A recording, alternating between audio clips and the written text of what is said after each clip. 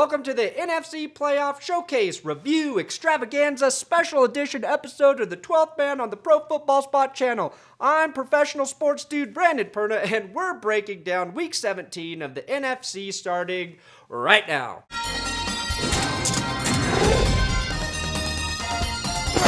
Well, no one wants to take control of the NFC. Seattle lost their first home game in 2 years to the Arizona Cardinals 17-10. This loss will force the Seahawks to have to try this upcoming weekend against the Rams because the 49ers beat the Falcons on Monday Night Football. The Falcons were trailing by 3 with less than 3 minutes left in the game. Atlanta recovered one of the best onside kicks I've ever seen. And just as they were getting ready to score a touchdown, San Francisco picked off a ball that popped out of Harry Douglas's shoulder, went around his back, and somehow landed in Navarro Bowman's beautiful hands, who then took the ball to the house, scoring a game, well, they already had, but scoring a game-clinching, he scored a touchdown and the 49ers won.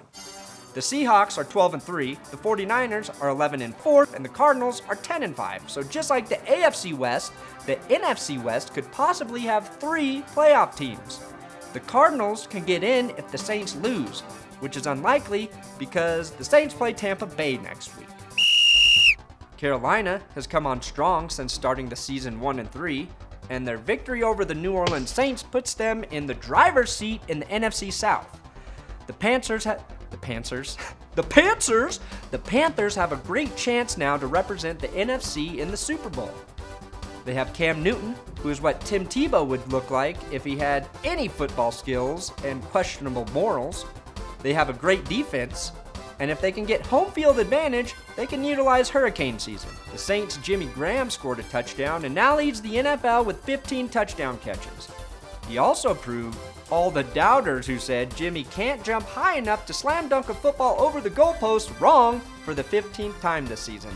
Way to go, Jimmy! In a shocking development out of the NFC East, the Dallas Cowboys won a meaningful football game against a meaningless football team and kept their playoff hopes alive. Tony Romo has a herniated disc and most likely won't play next week, which means he will do something he's never done before and finish the season with a win. They barely beat the Redskins, and now they have to play the Philadelphia Eagles, who blew out the Chicago Bears. Kyle Orton will get the start against Nick Foles and the Eagles, and if the NFL has taught us anything about backup quarterbacks this season, it's that they're better than the starters. Just ask Nick Foles, Josh McCown, and Kirk Cousins. My prediction, Orton leads the Cowboys to the Super Bowl. Kyle Orton, Super Bowl MVP. Bet you never thought you'd hear those words spoken. In truth or fiction. Imitating the NFC East is the NFC North. Would somebody please just win this division? The Lions lost to the New York Giants, which is super embarrassing as is, but gets worse when you only intercept Eli Manning once. Seriously, Detroit, have a little pride. Meanwhile, the Green Bay Packers lost a home game to the Pittsburgh Steelers 38-31 after a late touchdown by Le'Veon Bell.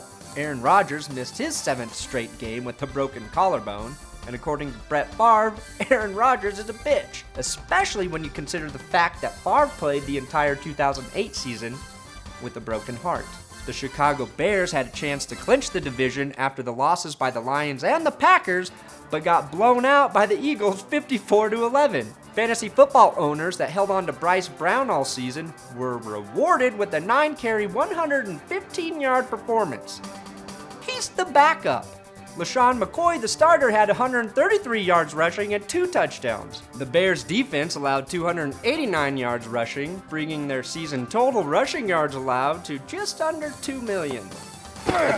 St. Louis beat Tampa Bay. Mike Glennon and Kellen Clemens, if you're not familiar with these names, you're not alone, both completed 16 passes for 158 yards, 0 touchdowns, and 0 interceptions. These performances are launching a new ESPN channel called ESPN Forgettable, where completely shitty and unwatchable games will be shown all day long for fans that aren't tortured enough by having to cheer for the Buccaneers and the Rams. It's been noted that the Jacksonville Jaguars and the Houston Texans may be making appearances on this channel soon. The Minnesota Vikings allegedly played football this weekend in Cincinnati. After a career best day throwing the football last weekend against the Philadelphia Eagles, Matt Castle played like he had in every other game of his miserable NFL career, completing 13 passes for 114 yards and a touchdown to his own team, and 3 passes for 38 yards and a touchdown to the Bengals. Thanks for watching another episode of the NFC Playoff Edition of football. So since nothing is set in stone for the NFC playoff picture, I'm just going to throw up this graphic. And until we get a solid playoff picture, I'm not going to waste my time explaining who could win and who could lose, because let's face it, it doesn't matter until next week.